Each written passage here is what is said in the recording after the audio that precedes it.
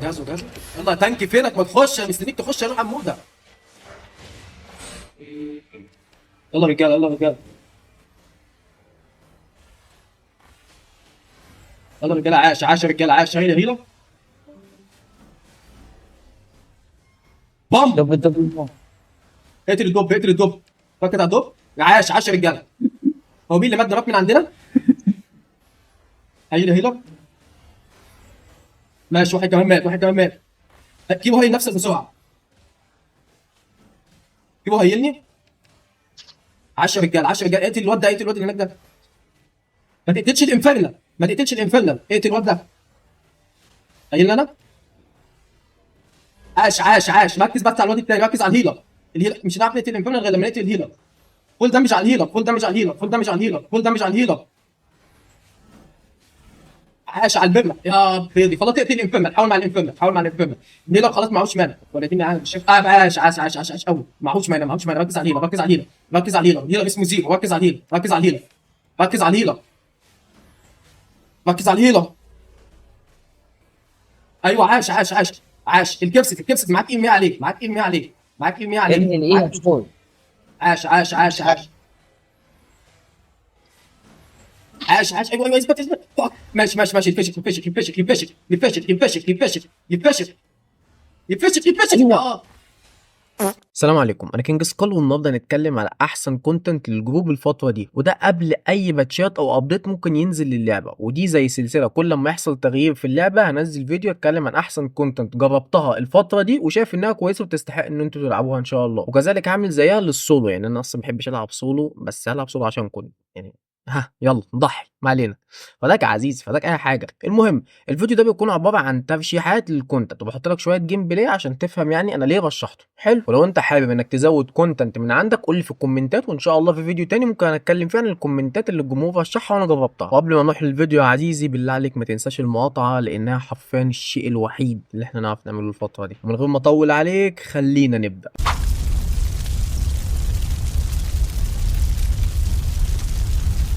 يا عزيز يا رب تكون كويس في احسن حال ان شاء الله. بص ندخل على طول على اول واكتر كونتنت انا بحبه ويهمني ان انت تتفرج عليه. ليه؟ لانه هينمي عندك حاجتين، وبجد حاجتين انت محتاجهم جدا، وهو القرار والتصرف السليم. هتقول لي مش فاهم يا سكال، احنا بنتكلم على البيون ولا داخلين على جوازه ولا ايه بالظبط؟ هقول لك يا عزيزي ان البيون لعبه قرارات، فانت كليدر او نفسك تكون ليدر، وهنا مش قصدي ليدر لكونتنت معينه، لا ليدر في العموم، اهم حاجه ليك هو انك تحافظ على حاجتين: ظروف الناس اللي معاك، ودي يعني من اهم الحاجات، وتاني حاجه انك تفهم انهم عايزين يحافظوا على بلداتهم، لان انت لو بتعرف تعمل فلوس فهم ممكن ما يكونوش بيعرفوا يعملوا فلوس زيك. حلو. حلو. فالكونتنت اللي هيخدم ده هو التراكنج، وبالظبط التراكنج بتاع الافرود. ليه؟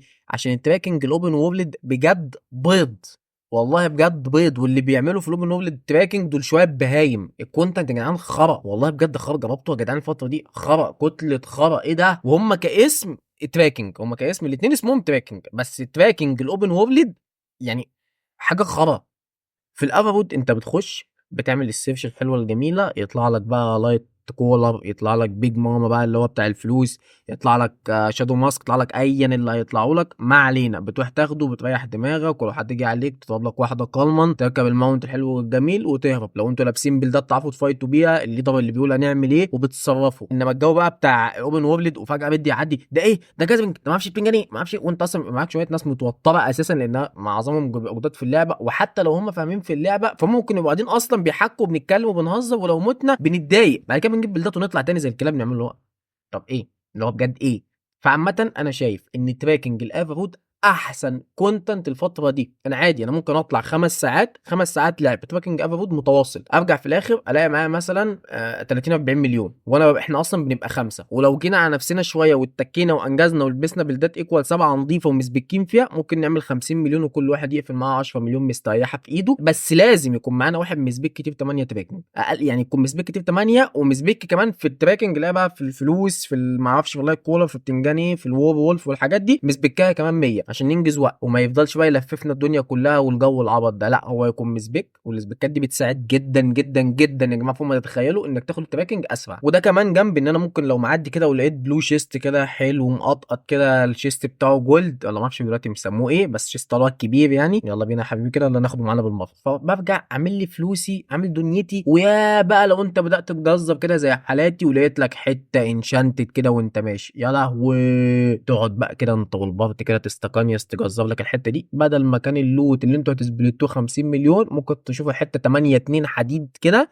لا لا دنيا تانية يا جماعه، يا لهوي والله بجد التراكنج ده رايق. وانا متاكد 100% ان كونتنت التراكنج في الافرود انا وانت يا عزيزي متفقين انه من احسن الكونتنت الفتره دي، واظن هنتفق اكتر على كونتنت الجولد شيست افرود عشان ده اكتر كونتنت بيتلعب الفتره دي، سواء بتطلعوا بفول بيلد بي في اي او بيلد بي في بي بي في اي. وتقريبا الجولد شيست اخد مكان الجروب دانجن في اللعبه دي، عشان كده اللعبه هترجع تاني الجروب دانجن عشان ما يختلش توازن اللعبه من الكونتنت وتفضل متوزعه صح. بس عموما نكمل الفيديو بتاعنا، عشان الجولد شيست افرود هو واحد من اكتر الكونتنت اللي ممكن تجيب منها فلوس عموما. يعني عادي ممكن يجيب في الشيست من الشيستات 42 مليون، وساعتها لو لعبت ساعتين مثلا زياده ممكن تلاقي معاك 100 مليون مقفوله، اللي هو يعني عاش قوي. بس دي احداث بتحصل لما تاخد جولد شيست تير 8 فول انشانتد، يعني ما بتحصلش في العادي. ان التير 8 صعب شويه، محتاج بلدات تقيله وناس فاهمه جدا يعني. بس في العادي الشيست التير 6 انشانتد ممكن يطلع من اول 7 مليون لحد 12 مليون مثلا. فلو قلت ان انت لعبت 5 ساعات فتحت فيها كل نص ساعه شيست، يعني انت مثلا لو طلعت في كل واحد 7 مليون اللي هو اقل حاجه، فانت جمعت 70 مليون. وكده انا بحسب لك يعني على امل انكم تيم فاهم جدا ومحدش فيكم بيتعولق لا مؤاخذه في الكلمه. وعادي انت ممكن يطلع لك اكتر من كده، ممكن يطلع لك اقل، ممكن يطلع لك حته ارتفاكت افالونيان غاليه وهكذا يعني. زائد مش عايزك تنسى ان الجولد شيست التير 6 انشانتد الواحد بس بيجيب مليون و200 الف فيم، يعني انت ال 10 جولد شيست ب 12 مليون فيم، يعني خد منهم 20% اللي هي نسبه الكريدت فيم اللي هتجيلك منهم، انت كده معاك 2 مليون و400 الف كريدت فيم، يعني جالك فيم وسيلفر وكريدت فيم. زائد انك ممكن وانت ماشي كده تلاقي لك حته كده في الجازرنج 6 3 6 2 5 3 8 2 اللي انت عايزه تقوم واخدها كده تضيفها كمان على اللوت. يعني ايه عايز تاني بجد، عايز تاني؟ انت كده هكرت اللعبه. اللي هو نعم كنت انت فيه كل حاجه تقريبا، يعني انا عايز اقول لك اللي هو يعني ده ناقص تقول لي ان هو سيف وممكن اروح لو معايا ناس مسبكه شويه بس جداد. اقول لك يا عزيزي ممكن تروح حتى، عشان هو اساسا الكونتنت دون من اول الساعه 1 بالليل بيبقى سيف. انت تقول لي عشان الناس نايمين وكده. والله يا سكال انت بهيم ولا بتفهم، انا اصلا بتفرج على الفيديو ده وانا سهران واروح افتح واروح الافرود واجنك اللي رايح واللي جاي. اقول لك اول حاجه انا هفشخك على بيم دي، تمام بجد هزعلك عليها. تاني حاجه ان الفكره في كلمه سيف في البيون هي تقليل مستوى الخطر مش اختفائه خالص. يعني مصر وفلسطين وسوريا وليبيا وتونس والجزائر والمغرب واوروبا كلها على نفس خطوط جرينتش، فلما الساعه مثلا تكون 12 في مصر فهي في ايطاليا برضك 12 او 12 ونص بعيدا عن التوقيت الصيفي يعني بتاعنا. فبكده انت ضمنت ان لعيبه اوروبا نايمين في الوقت ده، وجزء منهم كذلك في الوطن العربي من لعيبه البيون نايمين في الوقت ده، لان احنا كمان عندنا الدنيا ليل. فهمت يا عزيزي؟ انت عبيط يا سكال. ما انا قلت عشان هم نايمين. انت لازم يعني تحنيكوا علينا وتقولوا خط جرينتش ما اعرفش ايه. تصدق ان انا غلطان ان انا بفهمك يا ابني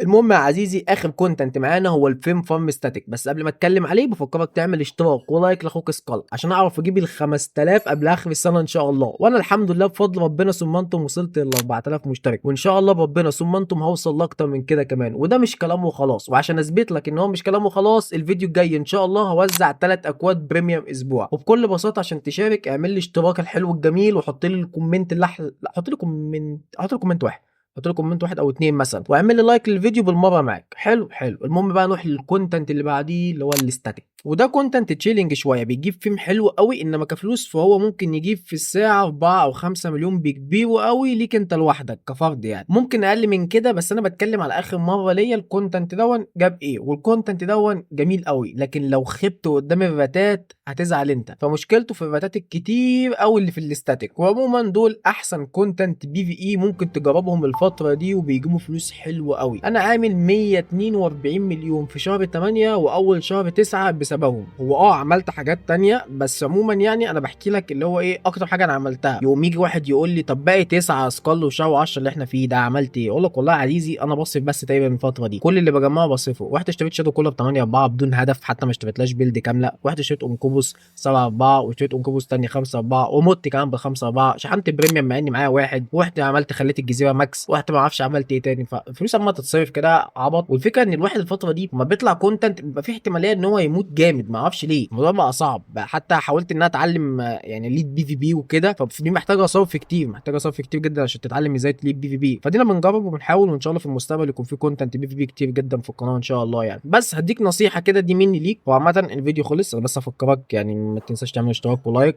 وما تنساش ان في ان شاء الله في الفيديو الجاي جيف اواي. بس الحته اللي في اخر الفيديو دي ليك دي حتى من غير سكريبت يعني. حاول على قد ما تقدر انك ما تلعبش في يوم انت مت في اوله مثلا كده، اول كونتنت تعمله مت، لا اليوم ده علم عليه اكس على طول. روح العب فيه كونتنت سيف، روح اعمل فيه جازرينج، روح اعمل فيه ريفاين، روح العب فاكشن باندد اي حاجه، بس ما تطلعش فيه كونتنت كبير ببلدات تقيله هتموت، لان اليوم بيبقى باين من اوله. واقفل اللعبه وغيرها خالص، روح العب لك اي حاجه تانية، روح العب فالو، روح العب اي لعبه اوف لاين، اعمل اي حاجه تانية عشان اليوم ما يجيش عليك بخساره يعني. دي نصيحتي ليك بصراحه وعايزك تعملها. المهم انا كده خلصت ولسه قايل لك اعمل اشتراك، وهفكرك تالت ان في جيف اواي. ويلا يا عزيزي اشوفك الفيديو الجاي، ولا اللقاء.